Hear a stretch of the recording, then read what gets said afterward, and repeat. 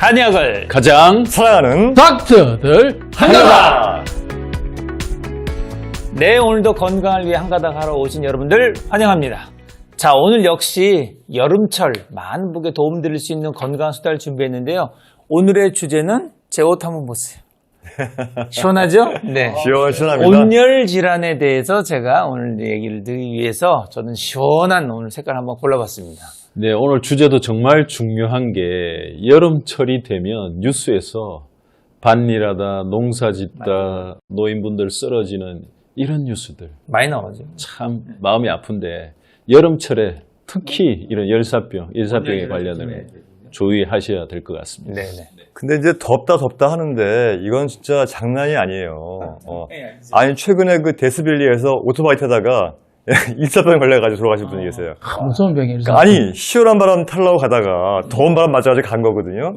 그만큼 지금은 이제 뭐 예측 불가, 이 더위가 장난이 아닙니다. 정말 이 더운 날 건강관리 진짜 신경 많이 쓰셔야 됩니다. 네. 그래서 많은 이제 환경학자들이 하는 말이 있어요. 올여름이 앞으로 여름 중에 가장 시원한 여름이 될 것이다. 점점 뜨거워져요. 이야, 이거 앞으로 쉽지 않은 예. 거예요. 한마디로 매년 여름마다 더 더워질 거라는 얘기인데 그만큼 여러분도 이제 더위에 대비해서 건강을 잘 챙기셔야 합니다. 네. 자, 그럼 오늘 이렇게 주제에 잡혀진 온열 질환. 이렇게만 얘기하면 굉장히 간단한 얘기로 들리는데요. 실제로는 이 온열 질환만으로도 목숨까지도 이룰 수 있지 않습니까? 특히 온열 질환 여러 가지 무서운 얘기들이 많이 나오죠. 원래 온열 질환은 우리가 열사병 말고 이제 원래 이제 증상별로 보면 열탈진이 가벼운 열사병, 열경련, 열실신까지 4단계로 올 정도로 이 온열 질환 자체가 이 실신과 의식 저하까지 올 수 있을 정도로 아주 무서운 병이거든요. 그러니까 이제 체온 조절이라는 게 자율신경에서 하는 거잖아요. 그런데 너무 더우다 보면은 그러니까 체온 조절 중추가 미쳐버리는 거죠. 그러다 보니까 자율적으로 이제 온도 조절이 안 되다 보니까 내가 어찌할 수 없는 그 사이에 그냥 안 좋아지는 거죠. 그래서 방법 없어요. 더울 때는요. 피하는 게 상책입니다. 맞서지 마세요, 여러분. 예, 피하시고요. 소나기도 피하듯이. 그럼 피하셔야 되고 반드시 물 마셔야 되고요. 예. 근데 물 마시는 거 굉장히 저희가 몇 번이나 말씀을 드렸는데 반드시 갈증 나기 이전에 충분히 마셔야 되고요. 나는 하루에 얼마큼 마셔야 될까 할 때는 자기 몸무게 곱하기 4 마시면 됩니다. 70kg면 70 곱하기 3이면 얼마예요? 21이잖아요. 2.1리터. 60kg면 6, 3, 18, 1.8리터. 내가 하루에 순수한 물을 어느 정도 마시는지 한번 따져보시고 내 체중과 비교해 봤을 때 그 이상이 돼야 되지 그 이하라면 안 된다는 거 명심하시기 바랍니다. 네. 이 물량 계산할 때 이제 보통 우리 곱하기 이제 3을 해서 이제 공식을 하잖아요. 근데 솔직히 내가 얼만큼 마셨는지가 이게 체크가 좀 안 될 때가 있거든요. 예를 들어서 사무실에 앉아서 내가 이제 적당량이 이제 컵에 담아서 마시면 이제 대충 계산이 되는데 뭐 하루 좀 다니다 보면 계산이 안 된단 말이에요. 그래서 이렇게 임상적으로도 쉽게 접근하는 방법이 있습니다. 저는 소변 색깔이 본인이 소변을 보잖아요. 소변색을 반드시 저는 그 물 상태나 내 소변 상태 직접 못 본다면 그 소변 본 이후 물 색깔을 봤을 때 노란색이다 틀렸습니다. 노란가 흰색인가 할 정도의 옅은 노란색이 나올 정도 되면 내가 물을 적정히 마시고 있구나.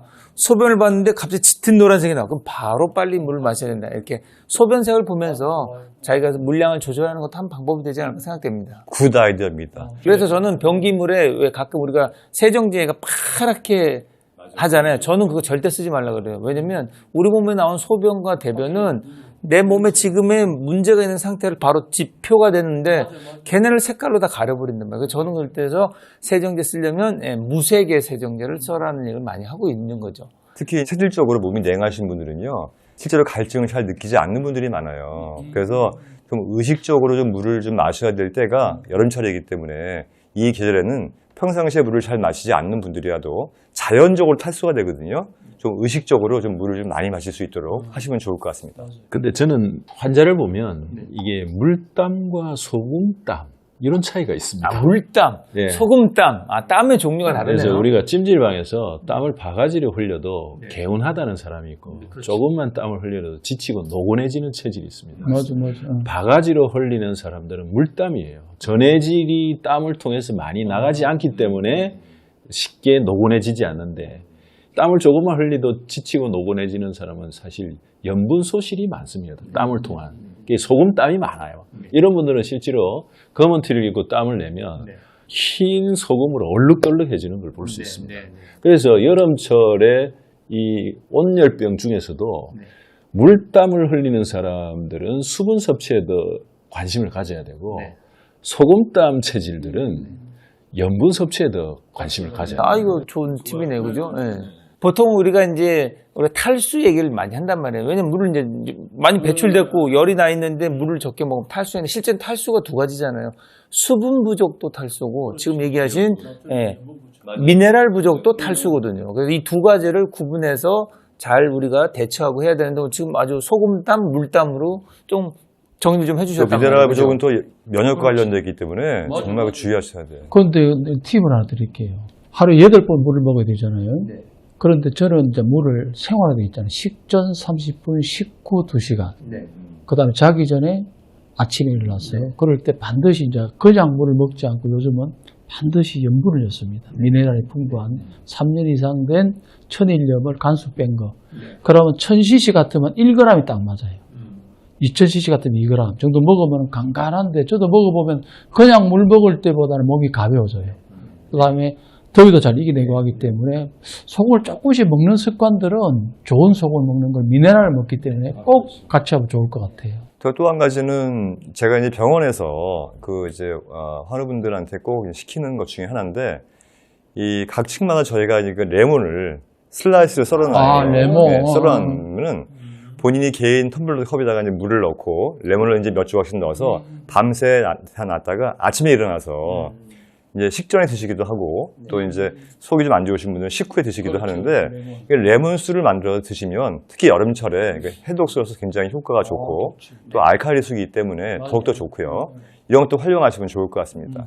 물론 잘 아시겠지만 우리가 물을 이제 많이 마시자 자주 마시자 얘기하지만 신장 질환 환자분들이나 이제 심장 질환 환자분들 중에 이제 수분량을 좀 제한해야 되는 분들도 계시거든요. 이제 그분들은 주치의 선생님이 설명하신 그 양에 맞게 드시는 게 좋고 저희가 말씀드린 건 그렇지 않은 일반적인 분들은 저희가 지금 말씀드린 내용들을 잘 실천하시면 좋을 것 같습니다. 그게 쉬운 게 물을 많이 마시면 자꾸 붓는 분들이 있어요. 이거는 물을 처리할 수 있는 시스템 자체가 좀 고장이 난 거니까 이런 분들은 무조건 마시지 마시고 반드시 검사하시고 치료하시는 게 맞는 그렇죠. 거죠. 적정량을 드셔야 되겠죠. 그죠?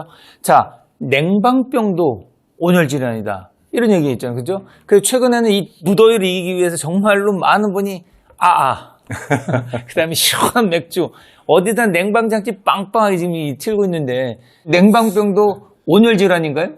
온열 질환으로 볼 수도 왜냐니까 제가 극단적으로 예를 들어 볼게요. 극단적인 예 좋습니다. 열사병, 일사병과 더불어 자주 발생하는 것이 그만큼 냉방병이에요.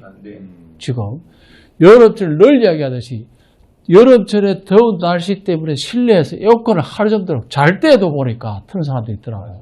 빵빵하게 생활하시는 분들 있잖아요. 냉방병은요, 에어컨이나 선풍기를 오래 새게 되면 걸린다는 것을 알고 있는 분들이 많지만 사실은요, 냉방은 한의학의 냉독이라 그래요. 네, 냉독. 모든 병이 한증을 끼러 들어오면요, 이거는 나가지도 않고 병이 진행이 됩니다. 그렇기 때문에 냉방병이 실질적으로 온열병이나 이런 것보다 훨씬 심하기 때문에 냉이 들어오면 어떻게 됩니까? 이걸 막기 위해서 몸은 더 열을 내죠. 더 열을 내야 돼요. 올라가죠. 그럼 열이 더 발생되니까 열사병, 일사병으로 발생하고 탈질이 되고 탈수가 되면서 수면. 그렇기 때문에 열사병, 일사병도 중요하지만 그만큼 더 중요한 게 냉방병이기 때문에 또 온도차가 말이에요. 10도만 떨어지면 자율신경이 깨져버려요. 거기 밖에 35도 같으면 여기는 27, 8도가 맞는데 들어가보면 여기는 20도, 34도 이렇게 돼버리면 몸이 깨져버립니다. 그러면 자율신경이 교란되면 혈액순환도 안 되고 지병이 나올 수 있기 때문에 제발 온도차도 내외가 10도 이상 안 나도록 관리하는 게 중요합니다. 자율신경 말씀하신 게 참 제가 이렇게 마음에 와닿는 게 암 환자들이 이제 전이재발 관리를 할 때 가장 중요시하는 게 뭐냐 하면 여러 가지가 있지만 그 중에서 한 가지가 자율신경 관리예요. 자율신경을 조화롭게 잘 관리를 하는 게 되게 중요한데 여기는 이제 심리적인 것도 있지만 이렇게 이 바깥의 기온과 실내 기온 간의 격차를 줄임으로 해서 자율신경에 문제 생기지 않도록 하는 것도 중요하니까 특히 이런 부분들이 여름철에는 더 주의를 좀 하셔야 된다는 겁니다. 네. 저도 이제 그 생각을 하거든요. 우리가 보면 차에서도 이제 냉방 나오죠. 가자마자 사무실에서 한의원에서 이제 냉방 틀죠. 저녁 때 와서 나온 냉방 틀면 과연 내 몸이 지금 여름이라는 걸 인지할까? 이런 저는 생각이 들어요. 그래서 밤만큼은 여름이라는 걸 인지하게 우리는 만들자. 진료실에서도 안 틀어, 내 방은. 맞아요. 그러시나요? 아니, 저희 병원도 제 방이 제일 따뜻해.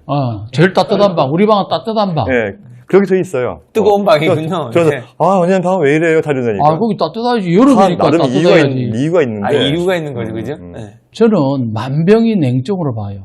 저는 환자를 보다 보면 맥을 보잖아요. 그러면 90% 이상이 냉증이 다 있어요. 하복의 냉증, 수족 냉증이 있는데 남자 여자 똑같아요. 냉기가 들어오면 이해하셔야 돼요. 혈관이 수축하게 되면 혈액순환이 안 됩니다. 나빠지고. 혈액순환 나빠지면 당연히 조직 장기에 혈액 공급, 산소 공급이 안 되게 되면 어떻게 됩니까? 그거 세포 조직이나 이런 게 망가지고 그다음에 노폐물이 배출이 안 돼요. 그렇게 되면은 면역력도 저하되고 그다음에 이것이 여름 보면 온열 질환, 그다음에 냉방병이 올 수 있기 때문에 여름에는 말이죠. 우리 선조들, 우리 이혁정장이 잘 지적했는데 음식도 따뜻하게 먹으라고 옛날에 삼계탕을 다 만들어놨다. 그렇기 때문에 진짜 깨달은 자, 이열치열로 진짜 건강한 여름 나시기 바랍니다. 네. 제가 한번 오늘 짧게 한번 정리해 보면, 여러분, 이 무더운 날씨일수록 우리의 장은 오히려 추위에 떨면서 고통받을 수도 있다는 것을 꼭 기억하시고, 명언이에요, 명언. 적절하게 어느 정도의 조절이 필요하고, 여름철의 어떤 상황에서는 좀 더 따뜻한 걸 먹는 게 도움이 될 수 있다는 것을 꼭 한번 기억하면 좋겠습니다. 자, 오늘은 여름철 정말 조심해야 될 건강한 수도에 대해 나눠봤는데요. 저희를 통해서 듣고 싶은 건강한 수도가 있다면 댓글로 남겨주시면 저희가 열심히 자세히 답변 드리도록 하겠습니다. 자, 여러분 모두 건강으로 행복합시다.